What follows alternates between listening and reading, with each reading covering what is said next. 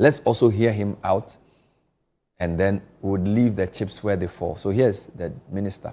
In the last few minutes, many of you in the media have reached out to me seeking to inquire about what government makes of the press engagement that Her Ladyship, the Chief Justice, just had, which bordered on the petitions brought against her and the deliberations of the committee tasked to look into the matter.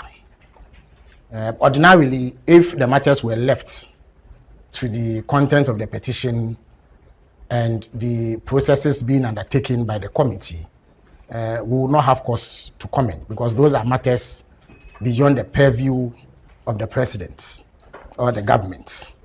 But a number of things were said at the media engagement that, if left uncorrected, could create an erroneous impression and project government in a very unfair, unjust, unwarranted light. To begin with, we respect the right of Her Ladyship, the Chief Justice, to express any view that she holds about the matter in question, to the extent that it is consistent with the rules, because the Constitution makes it clear what the processes are in determining a matter of the sort that we are engaged with. The Constitution requires confidentiality on the part of all parties. It is the reason why the presidency, on behalf of His Excellency the President, has refrained from commentary on the matter beyond stating what the President has done in compliance with the Constitution. So it would have been desirable that that constitutional provision was respected by Her Ladyship, the Chief Justice, so that we do not have to engage in public commentary up until the time that the committee looking into the matter makes their determination. We are compelled, however, to correct certain misimpressions that were created at the briefing. To begin with, let me point out that as yet, nobody has been able to ascribe any known verifiable constitutional breach to the president in the way that he has handled this particular matter. From the very first steps in this matter, the president has kept fidelity to the Constitution and has respected the spirit and letter of the Constitution. Everything he has done has been by the book. That is why all those who have commented on the matter, including Her Ladyship, the Chief Justice, have been unable to point to any specific provision under Article 146 that the president has been in breach of. Second, in terms of confidentiality, the president has acted strictly in accordance with the Constitution. At no point in time has the presidency put out anything in any way, shape, or form that remotely resembles any of the contents of the petition. And the only communication that has gone out on this matter have been about the steps that the president has taken in accordance with the 1992 Constitution, Article 146 to be precise. 3, Her Ladyship, the Chief Justice, all but insinuated that there was some political agenda at play to oust her, and that this whole process is the result of same. Let me place on record, without fear of contradiction, and let me be clear that no such political agenda exists. His Excellency the President took an oath to which he was incidentally sworn by Her Ladyship the Chief Justice herself. And in that oath, he swore to abide by the 1992 Constitution. He is enjoined to act a particular way when he receives petitions of the sort that he has received. And that is all that His Excellency has done. He has had no choice in the matter.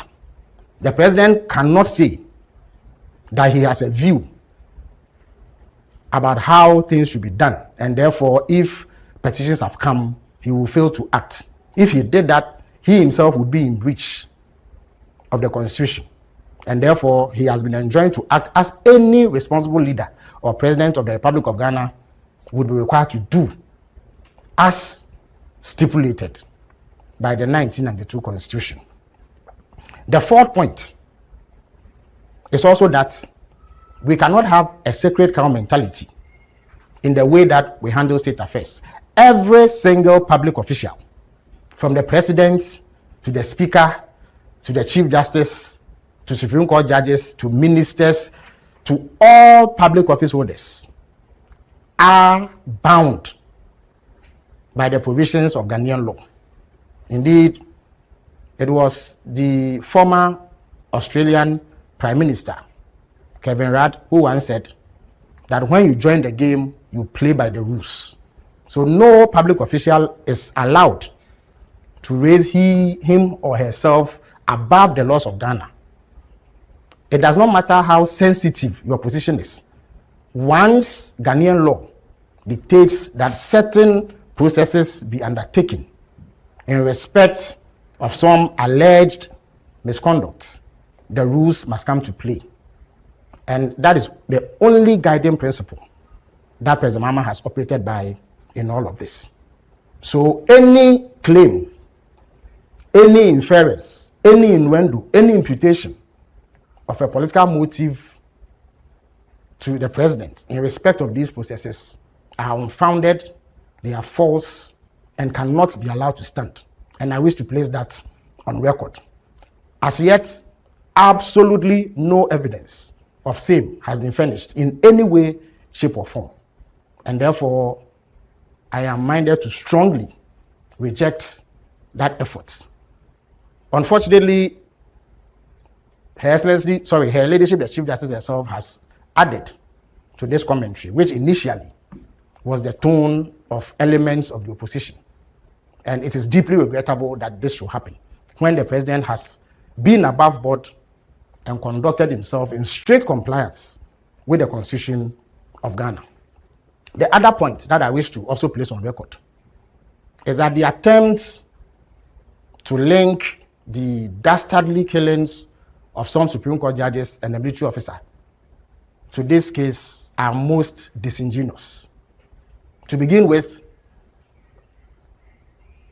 this government and President Mahama have nothing to do with the killing of any judge. Second, there's absolutely no nexus between the petitions that have been brought and that unfortunate incident in our past.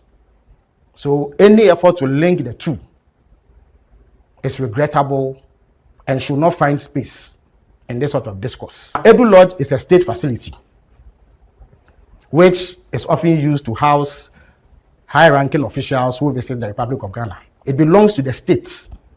The decision to use that place was not that of government or President Mahama.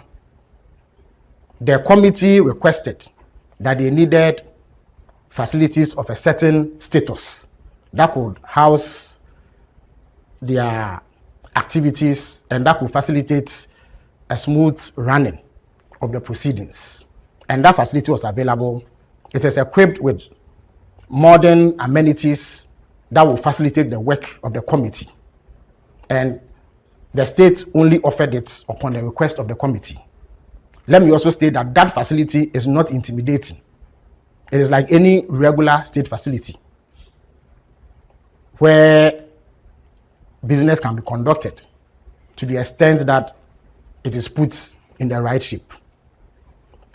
Wherever these proceedings were held, it will still be in camera, as clearly stipulated in Article 1468 of the 1992 Constitution.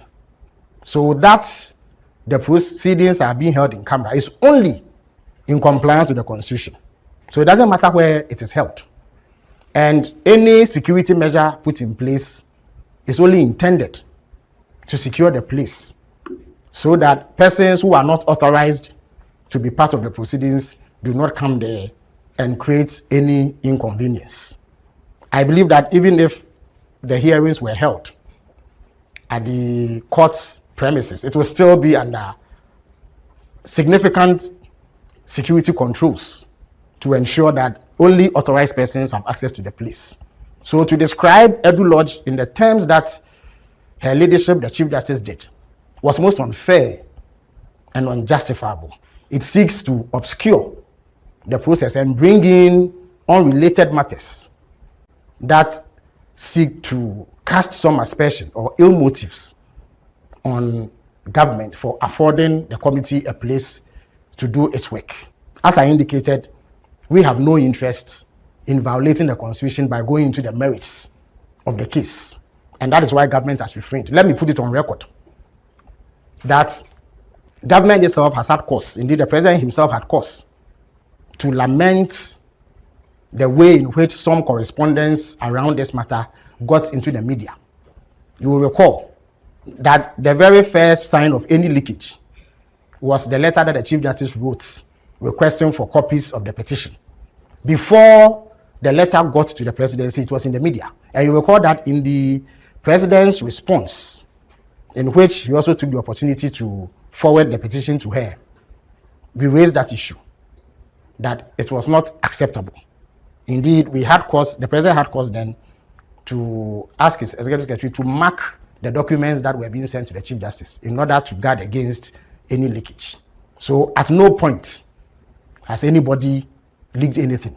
Also, it must be noted that even the media houses that first broadcast the content of these petitions were media houses that you can say are aligned to the opposition.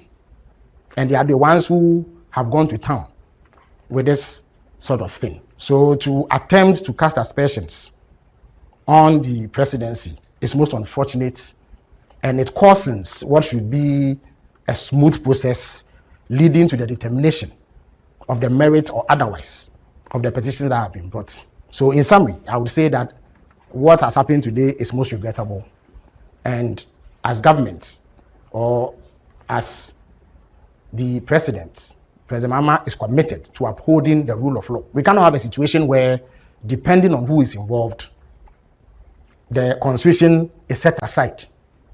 All Ghanaians are equal before the law, in the same way that our courts have dealt with individuals in accordance to law. If members of the judiciary themselves are alleged to be engaged in some wrongdoing, the processes laid down and spelled out by the Constitution ought to be respected. And that is exactly what has happened. I thank you very much. So that was Minister for Government Communications. He did take some questions, but time will not allow us. But at least you heard him fully speak there in reaction to the suspended CJ. So sometimes we report for you to make a decision for yourself. This is an ongoing process. And so we decided to choose this approach for today, to hear the CJ and to hear government. We'll leave the chips for now and see what pans out. These are very interesting times. But thank you for watching tonight's edition of The Point of View, which has just been a question of regurgitating speeches made at a very seminal moment in this matter of petitions against the CJ, Justice Gertrude Saki Tokono. Thank you for watching. My name is Bernard Able. We'll see you next time. Bye-bye.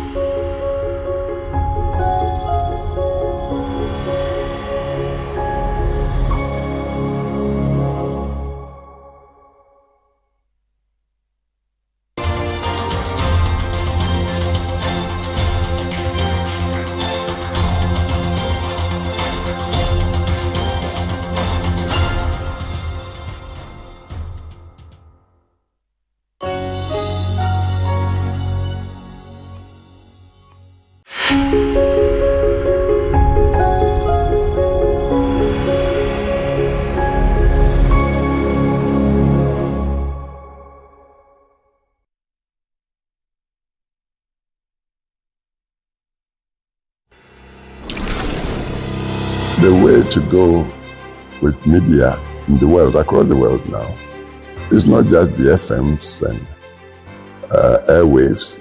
The development includes the video, the vision aspects. And also we are into the digital age. So it's not surprising that you now talk of Channel 1 as part of the evolution of the development of the City FM. And I wish you very well. You should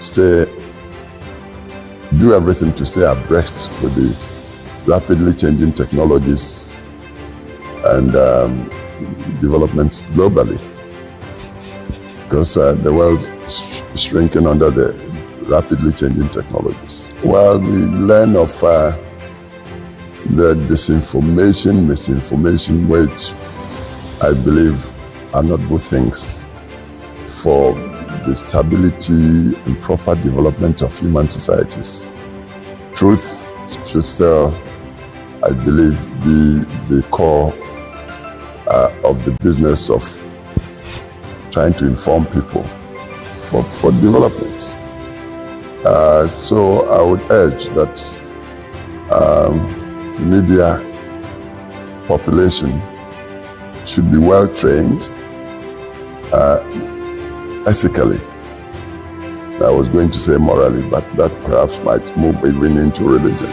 But ethically, you should be very professional, and that your training should try to focus on professionalizing the reportage, which should be central to your business. And you should also know that the world is also very fast opening up across the board. It's like one globe, what happens here is instantly recorded to the farthest end of the planet. So on that basis, competitiveness, it should be the order of the day, but on, as I say, truth, not on so much on sensationalism. I tend to believe that your field is perhaps the fastest way to impart knowledge and to help open up the brain, the intelligence of humanity. So even as I talk with you, I'm part of a project which I hope will come up acceptably in the nearest future. It's about a project we call the Africa Public Interest Media Initiative. We've been working at it for the past 5 years. And centrally, we've been trying to help through the media to make our continent, Africa, tell a story to the rest of the world. So far, it's been outside world telling about Africa. And unfortunately, it hasn't told it in objective and truthful way. When they report, even when they've got something good to report about, they always make sure there's some sting in the tail, as they say, about Africa being poor, being full of conflicts and disease and poverty and that sort of thing. We've got so many positive things to tell about our continent and about ourselves. So we take a respected niche in the global context as Africa and as the peoples of Africa. And we can do that fastest through the media. So I think the media community should have this at the also back of their minds and consciences, so Africa can tell the story appropriately. I congratulate you.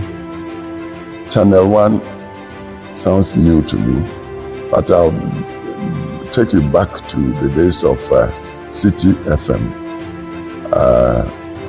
Those times, my friend Nikamate Ata Mensa, who's a virtual son, were the people I sort of linked with, and I always take pride in telling people I was there at the launch of City FM, which has now matured to have its own television stations, including Channel 1. So I wish you very well, great success, mature to the forefront of the media community to impart information, entertainment,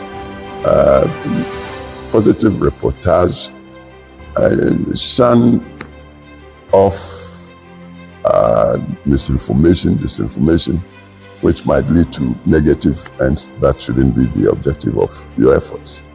So I wish you very well.